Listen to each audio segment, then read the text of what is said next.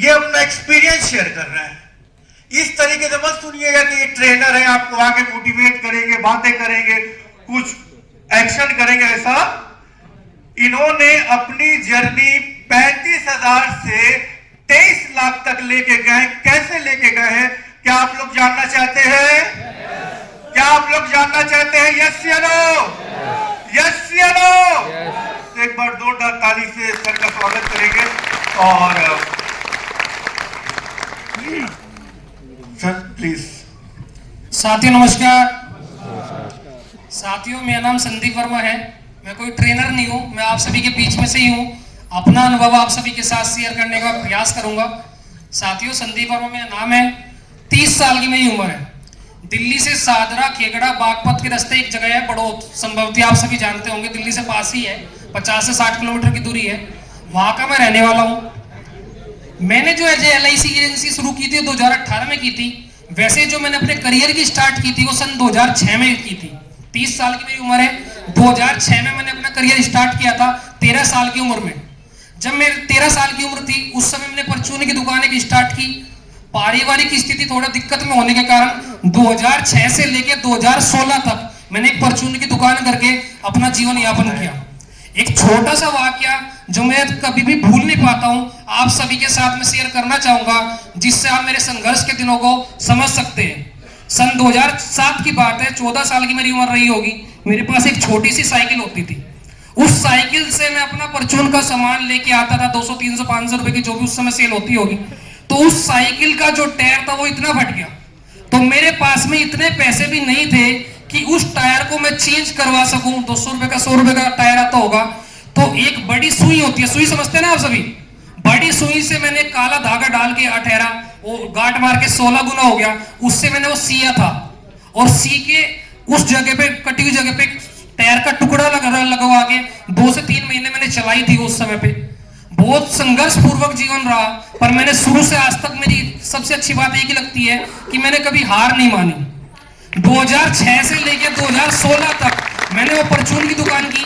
उसी से मैंने अपनी 10th की, 12th की, बीकॉम थी, एमकॉम किया। मैं बहुत ज्यादा पढ़ा लिखा नहीं हूँ और मुझे खुशी है कि मैं बहुत ज्यादा पढ़ा लिखा नहीं हूँ, क्योंकि अगर मैं पढ़ा लिखा होता तो यहाँ पे आज शायद नहीं होता। 2016 आते आते मैंने एमकॉम की पढ़ाई की। सिर्फ एक तरह से डिग्री थी, क्योंकि ना तो मेरे पास इतना पैसा था कि मैं अच्छे से पढ़ सकूं और ना ही मेरे पास इतना समय था कि मैं दे सकूं, क्योंकि अगर मैं पढ़ता तो फिर दुकान कौन चलाता, वो भी जरूरी था मेरे लिए। 2016 में मैंने मेरे लाइफ में, मतलब उस समय मेरा काम बहुत कम हो गया था। वो जो मेरा समय था बहुत खराब समय था, पर वो खराब था जब भी आज अच्छा है। मेरे एक भैया है, उनका नाम है रवि। उन्होंने मुझे CA के पास में लगवाया था। सबसे पहले अगर मैं अपने लाइफ का कंट्रीब्यूशन किसी को दूंगा तो उनको दूंगा। उन्होंने मुझे CA के पास में गुड़गांव मेरी जॉब लगवाई। 5,000 की सैलरी पे मैंने वो जॉब स्टार्ट की थी। 2016 से लेके जून 2018 तक मैंने वो जॉब की। 5,000 की सैलरी पे मैं लगा था और 27,000 की सैलरी में मैंने वो जॉब छोड़ दी थी। जो वे CA थे उनका नाम है CS संजय चोपड़ा। उनको भी मैं अपने दिल के बहुत करीब रखता हूं, क्योंकि मैंने इंसान बहुत देखे पर उनके जैसा इंसान नहीं देखा। जो उनका व्यवहार था, जो उनका तरीका था, वो हमेशा याद आता है। मैं अगर अपने लाइफ को सबसे पहले किसी को चेंज करने का कंट्रीब्यूशन देना चाहूंगा तो वह CS संजय चोपड़ा। 2018 तक मैंने जॉब की। फरवरी 2018 में कुछ चीजें ऐसी होती है जो हम खुद से नहीं करते, ईश्वर कराता है। मेरे ऐसी रैंडमली माइंड में आया कुछ मुझे पार्ट टाइम करना चाहिए। तो पार्ट टाइम मुझे लगा कि शायद LIC एजेंट बन के भी कुछ पैसा कमाया जाता है। मैंने एक दो से पता करने का प्रयास भी किया, पर मुझे एजेंट बनने का किसी ने रास्ता नहीं बताया। 2018 में मैंने गूगल पे सर्च करके LIC एजेंट की एजेंसी ली गुड़गांव में MG रोड पे एक ब्रांच 122 कोड है उस ब्रांच का, वहां से मैंने एजेंसी ली। 2018 में फरवरी में एजेंसी ली। फरवरी से लेकर जून तक मैंने लगभग 10 से 12 पॉलिसी वहां पे की। 2018 में मैंने जून में जॉब ड्रॉप कर दी, क्योंकि मुझे कुछ बड़ा जीवन में करना था। जॉब ड्रॉप करने के बाद में होम टाउन बड़ौत में शिफ्ट हो गया और एक रेंट की शॉप लेके मैंने साइबर कैफे स्टार्ट किया। एजेंसी मेरी गुड़गांव की थी, तो मेरे पास 2 ऑप्शन थे, या तो मैं गुड़गांव में कंटिन्यू करूं या मैं अपनी एजेंसी ट्रांसफर करा लूं। तो मैंने ट्रांसफर कराना बेहतर समझा। 2018 से लेकर 2019 आते आते मेरी एजेंसी ट्रांसफर होने में 1 साल लग गया। 2019 में जुलाई के महीने में मैंने वर्क स्टार्ट किया। जुलाई से लेकर नवंबर तक मैंने 10-15 पॉलिसी बेची। नवंबर में मेरे जो DO उन्होंने मुझे बताया कि एक प्रोग्राम हो रहा है काजिम सर का, 500 रुपए का प्रोग्राम 19 19 नवंबर 2019 में इसी काली ऑडिटोरियम में मैंने वहां पे बैठ के अटेंड किया था। मुझे डेट भी इसलिए याद है, वो उस प्रोग्राम ने जो मेरी लाइफ चेंज की है, वहां से यहां तक का जो सफर है, मैं वहां पे एज ए ऑडियंस बैठा था, वो वाली सीट थी लगभग, और वहां से यहां तक का जो सफर है, वहीं से मेरी जर्नी स्टार्ट हुई। 19 नवंबर 2019 के दिन इसी ऑडिटोरियम में वो 500 रुपए का प्रोग्राम मैंने अटेंड किया, लगभग 4 घंटे का। आज जैसा ये प्रोग्राम था, उस 500 रुपए सर ने जो बातें बताई, जो LIC की पावर बताई कि हम कितना इसमें कमा सकते हैं, क्या क्या हम पा सकते हैं, इसमें हमारा सिर्फ हमारी भलाई नहीं है, हमारा जो क्लाइंट है उसका भी छिपा हुआ है। क्योंकि देखो, जो बेचने वाला तो पीतल को सोना कह के बेच देता, ना बेच पाने वाला सोना को सोना कह के नहीं बेच पाता। जो गुटखा बेच रहा है वो भी पैसा कमा रहा है, जो दिलबाग बेच रहा है वो भी पैसा कमा रहा है, जो शराब बेच रहा है वो भी पैसा कमा रहे हैं। पैसा हम भी कमा रहे हैं, लेकिन हम घर बना के कमा रहे हैं।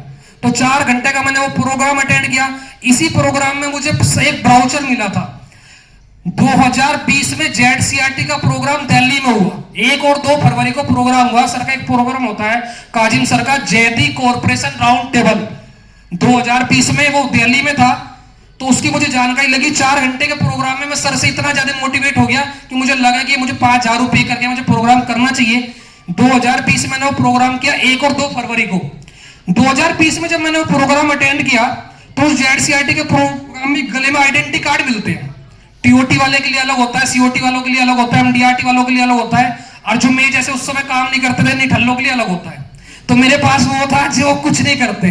तो सर ने बोला जिनके पास ये वाला आइडेंटिटी कार्ड है, उन्हें इस प्रोग्राम में इस साल तो आगे नेक्स्ट ईयर नहीं आना चाहिए। सेकेंडरी हुआ क्या, वो बहुत बड़ी स्टेज की काफी बड़ा प्रोग्राम होता है, इस साल कोलकाता में है 5 और 6 नवंबर को, उसमें मैं जा रहा हूँ एज ए स्पीकर जा रहा हूँ।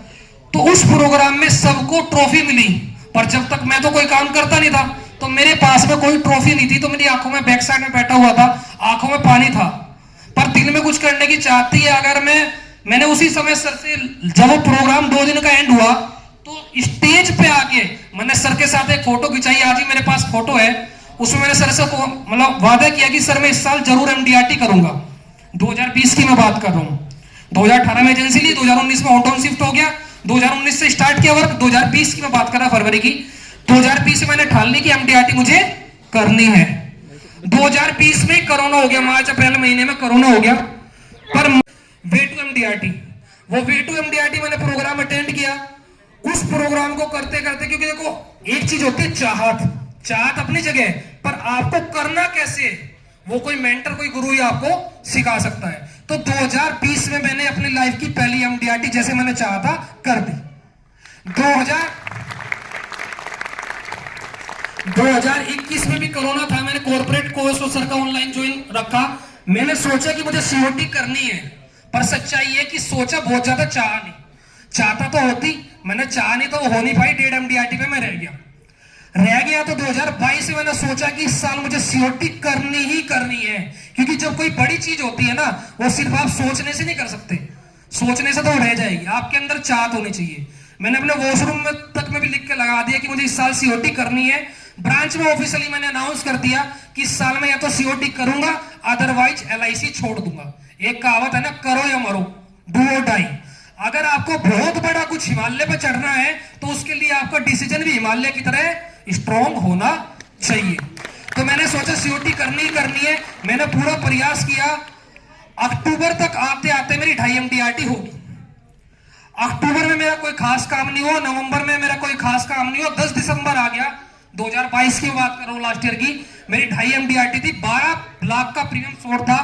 ब्रांच में एक दूसरे DO की मीटिंग थी, 10 तारीख को मैं उस मीटिंग में गया। उसमें वो सबसे बड़े DO हमारे ब्रांच के, उसमें मैं अगेन ऑफिशियली अनाउंस कर रहा कि मैं LIC में COT इस साल करूंगा, भले ही मेरी आधी MDRT शॉर्ट है। 10 दिसंबर 2022 से लेके 25 दिसंबर 2022 तक मुझे एक तो कॉन्फिडेंस था ईश्वर का, दूसरा भगवान को भी देखो, अगर आप मानते हो ना तो जरूर वो भी साथ देता है। 10 दिसंबर से लेके 25 दिसंबर तक भोलेनाथ की पता नहीं कैसी कृपा हुई कि मेरी वो COT होगी। 15 दिन के अंदर 12 लाख का regular PM without any debate मेरे क्लाइंट ने मुझे कराया। मेरी COT लास्ट ईयर होगी। कॉर्पोरेट का अप्रैल मार्च में मैंने फर्स्ट ईयर क्लियर अपना कर दिया था। इस साल मेरा फर्स्ट ईयर कॉर्पोरेट का हो गया। गैलेक्सी का इस साल में सिंगापुर गया हुआ था MDRT ग्लोबल मीट में, बहुत अच्छा वर्क वहां का अनुभव रहा। सर के साथ गया था सिंगापुर। जब ऐसी जगह हम जाते हैं तो हमारे क्लाइंट ही बहुत ज्यादा खुश होते हैं। ऐसी जगह हमें जाना चाहिए, पैसे खर्च करने चाहिए। तो वहां पे गया, वहां पे बहुत अच्छा मेरा अनुभव रहा। गैलेक्सी के मेरे दोनों साल क्लियर हो गए, कॉर्पोरेट का मेरा फर्स्ट ईयर क्लियर हो गया। इस साल की डबल MDRT मेरी ऑफिशियली अनाउंस हो चुकी, लगभग 2.5 MDRT मेरी अब तक हो चुकी है। COT मुझे इस साल डेफिनेटली करनी है। इस साल में कुछ चीजों और में भी बिजी रहा, इसलिए TOT का टारगेट नहीं रहा, पर नेक्स्ट ईयर में डेफिनेटली TOT करूंगा, ये मेरा आप सभी से वादा है। वहां से जो यहां तक का सफर है वो सिर्फ चाहत से पॉसिबल नहीं है। देखो चाहने से क्या होता है ना, मैं आपको वादे करके बता रहा हूं, आज जब काजिम जी आएंगे तो हम सबको इतना मोटिवेट कर देंगे कि हम बाहर जाके आग लगा दें, पर खाली वो जो 500 रुपए हमने पे किया ना, उससे तो आग नहीं लगने की। आपको और भी कोर्स करने पड़ेंगे, क्योंकि पूरा का पूरा प्रोसेस है। होता क्या है, जब कोई डॉक्टर होता है ना, डॉक्टर कब बनता है वो, पहले वो 5 साल पढ़ेगा, पढ़ाई करेगा, एग्जाम देगा, 20-30-50 लाख रुपए खर्च भी करेगा, उसमें उसकी कई बार बैक आएगी, फिर दोबारा से एग्जाम देगा, इंजीनियर होगा, एकदम से तो इंजीनियर नहीं बनेगा ना, 5-4 साल उसे लगेंगे। पर LIC एजेंट में पता है प्लस पॉइंट सबसे क्या है, कि आप एक छोटा सा एग्जाम दो, 500-700 रुपए की फीस दो, आप एजेंट बन के। पर हमारी गलत फहमी ये है, जैसे ही हम एजेंट बनते हैं हम अपने आप को सोच लेते हैं कि हम एजेंट बन गए। पर हथियार चलाना जो फौज में है, वो गोली जो चलाता है एकदम से नहीं चलाता, पहले से सिखाई जाती है। तो हम एजेंट तो बन गए, पर जो मैं गोली चलानी है वो कैसे चलानी है वो सीखनी पड़ेगी, वो पूरा का पूरा प्रोसेस है। टेनेरियम मार्केट में और भी है, मैं अपने लाइफ का कंट्रीब्यूशन सबसे पहले मैं DO सुधीर कुमार जी उनको दूंगा। दूसरा, ये मैं दावे के साथ कह सकता हूं, ऐसा नहीं कि मैं ये पैसे लेके बोल रहा हूं, दिल की बात है इसलिए दिल से बोल रहा हूं, अगर मैं वहां से यहां तक का जो आने का सफर है वो सबसे पहले काजिम जी का है। वहां से यहां तक का जो सफर है, ट्रेनर मार्केट के अंदर और भी है, अगर वो ना होते तो शायद मैं COT ना कर पाता, क्योंकि जो उनका मोटिवेशन है वो एक अलग तरह का है, वो अलग तरह की बातें बताते हैं। और जो ट्रेनर वो बताते हैं बेचना, वो खाली बेचना नहीं बताते, वो बताते हैं ब्रांडिंग, हमें ब्रांडिंग कैसे करनी है, रिलेशन बिल्डिंग कैसे करनी है। एक चीज मैं आप सभी को और बताना चाहूंगा, हमें इस प्रोफेशन में खाली पॉलिसी नहीं बेचनी है, हमें अपनी मार्केट में एक इमेज खड़ी करनी है। ये भी अगर आप एक तरीके से देखो तो पूरा का पूरा बिजनेस है। जैसे डॉक्टर होता है, डॉक्टर पढ़ने के बाद भी जब वो हॉस्पिटल खोलता है तो 20-30-50 लाख रुपए लगाता है ना, बिल्डिंग खड़ी करेगा, स्टाफ रखेगा, सब कुछ रखेगा। तो हमें भी सेम प्रोसेस करना है, हमारे पास में स्टाफ होना चाहिए, ऑफिस होना चाहिए, खर्चे करने पड़ेंगे। अगर किसी के पास आप खाली हाथ जाओगे तो खाली हाथ आओगे, और कुछ लेके जाओगे तो कुछ लेके आओगे, कभी भी खाली हाथ नहीं जाना चाहिए। काजिम जी जो बताते हैं ना, उनकी बातों को मैंने कहीं ना कहीं, देखो ट्रेनिंग बहुत सारे लोग लेते हैं, मैंने भी ली, कुछ बड़ी बात नहीं है, बात है उसे इंप्लीमेंट करना। मैं यहाँ इसलिए आ पाया क्योंकि मैंने उसे इंप्लीमेंट किया। इंप्लीमेंट करना बहुत जरूरी है, इंप्लीमेंटेशन। तो हमें क्या करना है, अपने क्लाइंट के साथ में रिलेशन बिल्डिंग करना है। दूसरा, मैं एक चीज से आपको एक थ्रो भी देना चाहूंगा इस मीटिंग का, हमें क्या करना चाहिए, हम सिर्फ किसी से मिलते हैं तो पॉलिसी की बात करते हैं, स्टार्टिंग में पॉलिसी की बात नहीं करनी। अगर हम स्टार्टिंग में पॉलिसी की बात करेंगे, भले ही हमें पता है कि हम उसके हित की बात कर रहे हैं, उसको बच्चे के भविष्य की बात कर रहे हैं, उसके रिटायरमेंट की बात कर रहे हैं, पर उसे कहीं ना कहीं लगता है कि हमें कुछ ना कुछ बेचने के लिए आ रहा है। हमें वो नहीं करना, हमें क्या करना है, रिलेशन बिल्डिंग करना है। अब रिलेशन बिल्डिंग क्या करना है, इस संसार के अंदर जितने भी इंसान है, कोई भी कोई काम करने वाला है, उसके अंदर कुछ ना कुछ इंपोर्टेंट है, उस इंपोर्टेंट को हमें ढूंढना है, और उस इंपोर्टेंट को हमें उसे बताना है कि आपके अंदर ये इंपोर्टेंस है। हर इंसान को अपनी अच्छाई, अपनी तारीफ अच्छी लगती है, कोई भी इंसान ऐसा नहीं है जिसे अपनी तारीफ अच्छी ना लगती हो। फॉर एग्जाम्पल, कोई कूड़े वाला ही है, मुझे एक नजरिए से देख सकते हैं कि कूड़ा उठाने वाला है, पर अगर हम सही नजरिए से देखें ना, कूड़ा फैलाने वाले हमें, वो उठाने वाला। कोई डॉक्टर है तो डॉक्टर है तो हमें ना, अगर सपोज आप एक एग्जाम्पल लो, डॉक्टर ना होते तो क्या हम होते, बीमारी होती, क्या सोल्यूशन होता।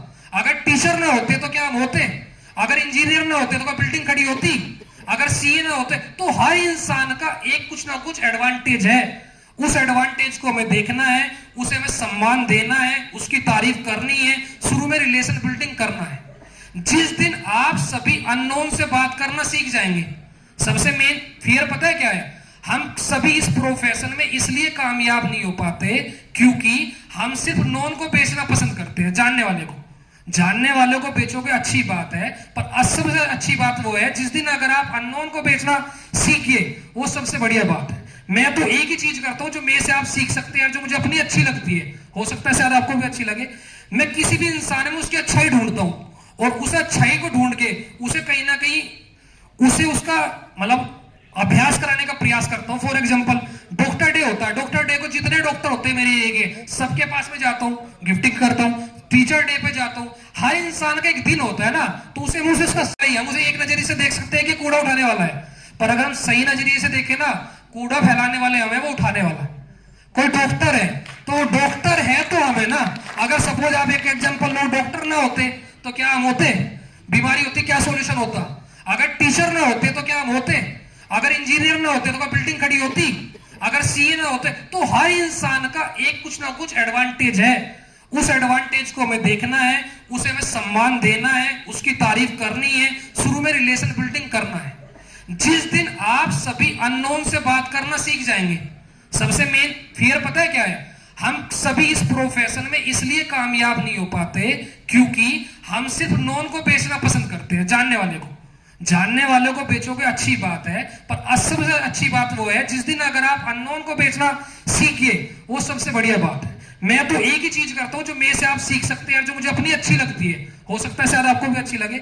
मैं किसी भी इंसान में उसकी अच्छाई ढूंढता हूं और उस अच्छाई को ढूंढ के उसे कहीं ना कहीं उसे उसका मतलब अभ्यास कराने का प्रयास करता हूं। फॉर एग्जांपल डॉक्टर डे होता है, डॉक्टर डे को जितने डॉक्टर होते हैं मेरे एरिया सबके पास में जाता हूं, गिफ्टिंग करता हूं। टीचर डे पे जाता हूं। हर इंसान का एक दिन होता है ना, तो उसे मुझे उसका सम्मान देना चाहिए।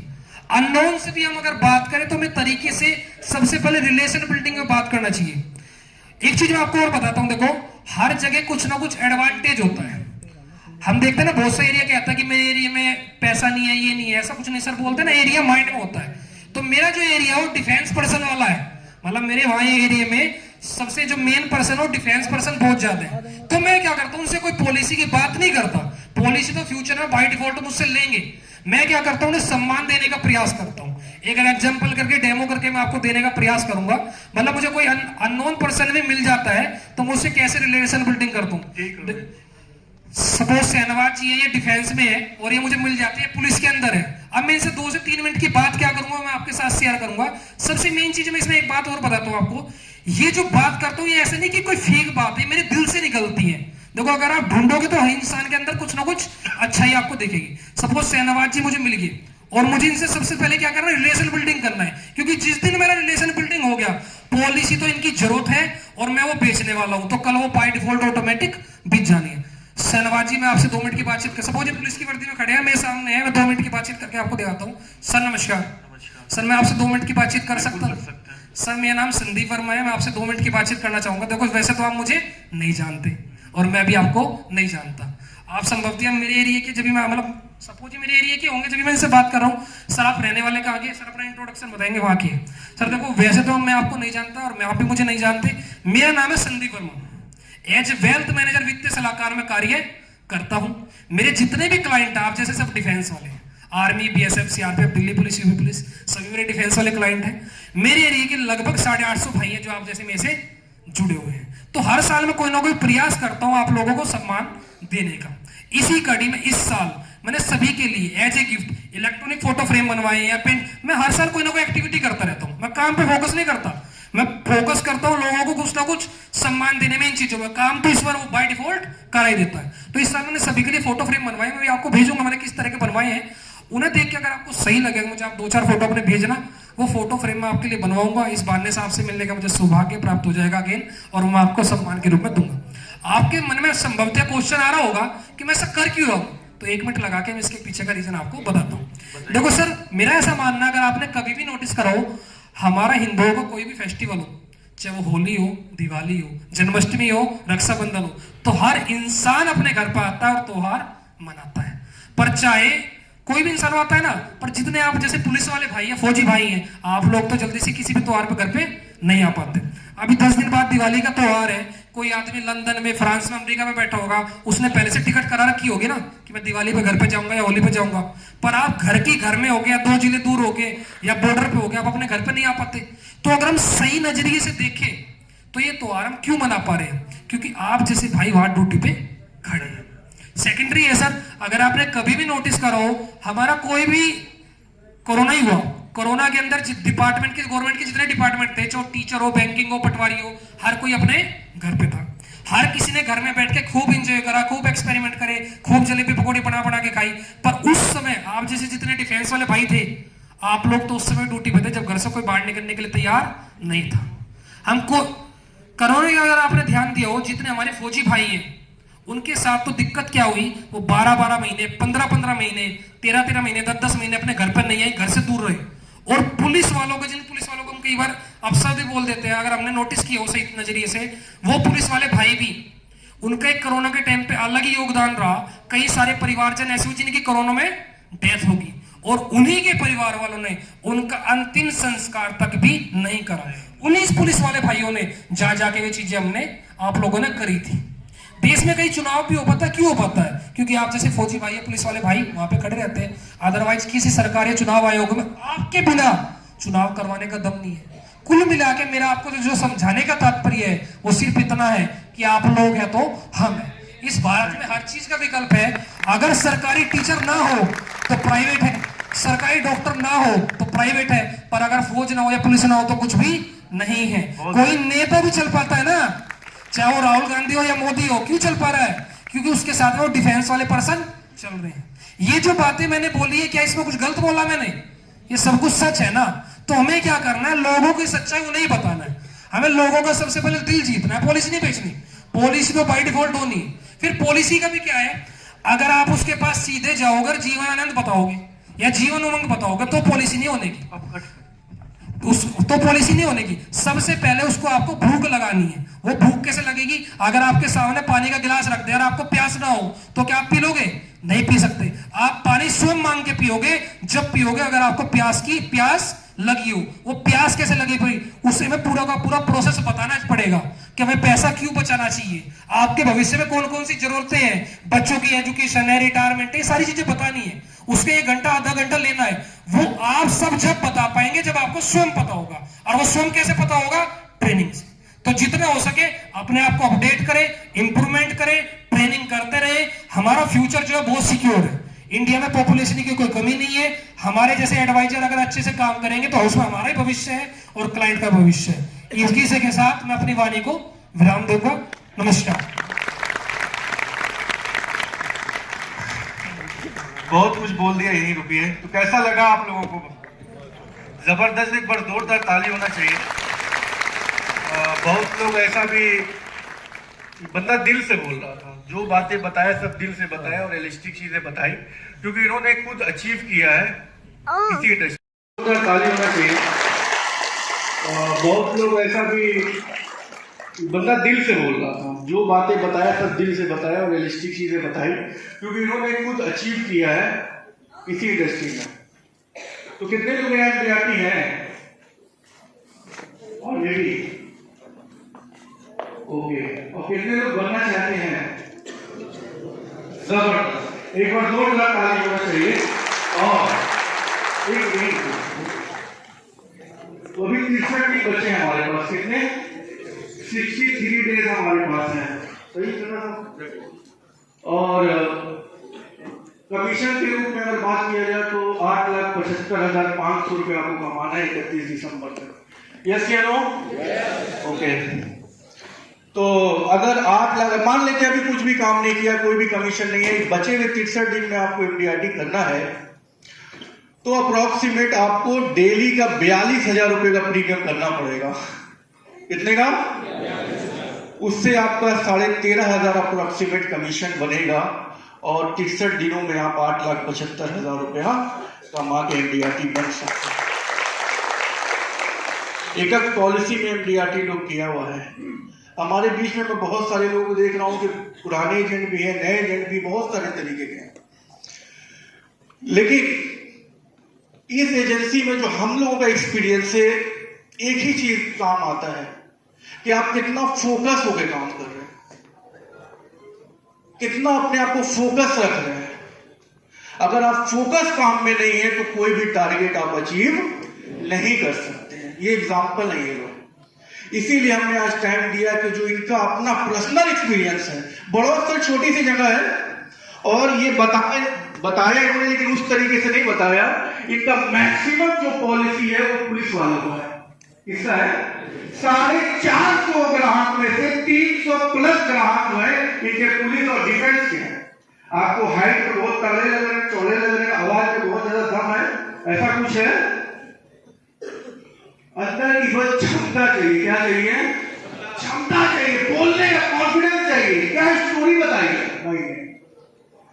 कोई मैटर नहीं करते कैसे लिखते हो, कितने बड़े हो, क्या हो, कितनी आपकी आवाज में लाउडनेस है, कितना अच्छा आप इंग्लिश बोल पाते हो, कितना, ये सब कोई मैटर नहीं करता। अगर आपके अंदर कॉन्फिडेंस है तो आप कुछ भी कर सकते हैं। दिखाया सबने। और सबसे पहले तो मियां खन्ना साहब बैठे हुए, गुरु जी आप आ जाइए एक बार प्लीज। और एक बार इतना अच्छा इन्होंने एक्सपीरियंस शेयर किया है सर, प्लीज। ये 2019 में वहां बैठे थे, 2023 में यहाँ है। और एक बुके भी बोलूंगा सर से, प्लीज आप इनको दीजिए, हमारी टीम की तरफ से एक छोटी सी भेंट है। बहुत बढ़िया। और thank you sir, thank you very much sir, बहुत खुशी हुई सर। तो